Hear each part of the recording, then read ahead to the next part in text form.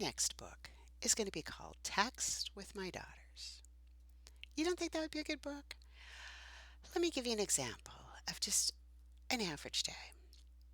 My first text comes in from Maria. Okay, so Rhonda and I had this discussion over coffee. What skills will each of you be bringing to the apocalypse? I initially said I would bring wit and sarcasm, but Rhonda implied that wouldn't be enough. I will be in charge of writing our recruitment materials for other non crazy survivalists. For example, Smart Attractive Compound seeks like minded non nut jobs to prevent inbreeding. In penguin defense, with global warming, those evil creatures will be a threat. Just so you know, Maria has an irrational hatred of penguins. This is true.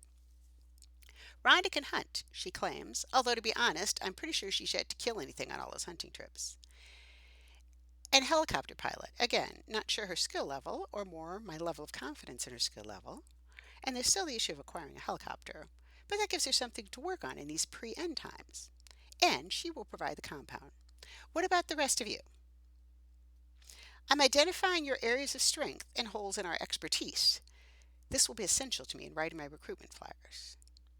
So, get this straight. Before I wake up in this morning, two of my daughters have met and decided that we're all going to convene after the apocalypse, and they're trying to do some project management dealy in advance.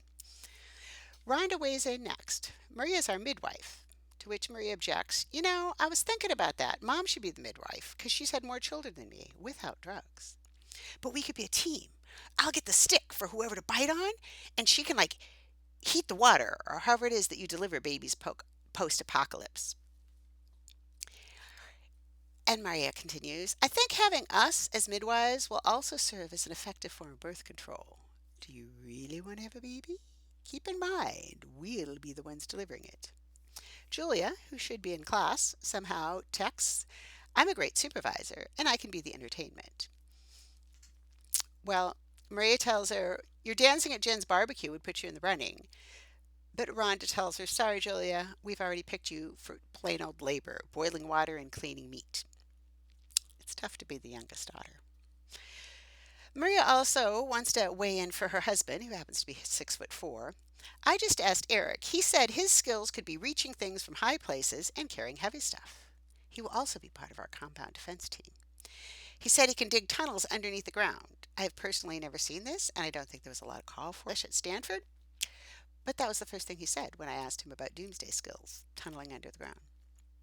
Jennifer, who should be teaching school now, but somehow or other manages to weigh in on the text stream, has to vote for her husband also. Chris is a badass gardener that knows how to make preserves. Maria agrees with her. Yes, we figured you could teach the children, and he could garden, brew, and do stuff with ropes. I don't know how he got into doing stuff with ropes because he's an artist, and I don't think there's a lot of like Slipknot calls when you're doing trailers for movies, but whatever.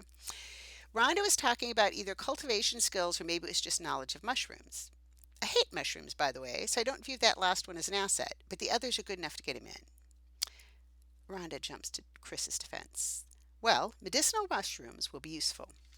2 hours later, I'm finally awake to see this, and I do have to speak up for myself because I don't want to be left out of the survival compound, right? I can swim really well, so if someone needs to swim out and get crab and barnacles and stuff, I can do that. Barnacles probably aren't too tasty to eat, but I'm figuring with it being the apocalypse and all, we can't be all that picky. Rhonda points out, you hate the cold. The water would be too cold for you. But I have to point out myself, I could do that in the summer, and we do live in Southern California, so it's not like it's going to be glaciers out there. It's global warming, not global freezing, right? Anyway, I have experience with defense because I am the only one on this whole text chain who has had various people try to shoot me, stab me, hit me with a board, and I am still here. Plus, I can fit into small places because I'm really little. And you never know when you'll need someone to wriggle through like the debris in bombed out buildings to retrieve medicine and ammunition and such. So that was the end of that text because Rhonda had to go make a commercial or something, and Jen had to go back and teach class, and Julie had to go to class, and I had to write software. But that did not prevent Maria from sending several hours later a little image that told us all that nearly 3% of the ice in Antarctic glaciers is made up of penguin urine.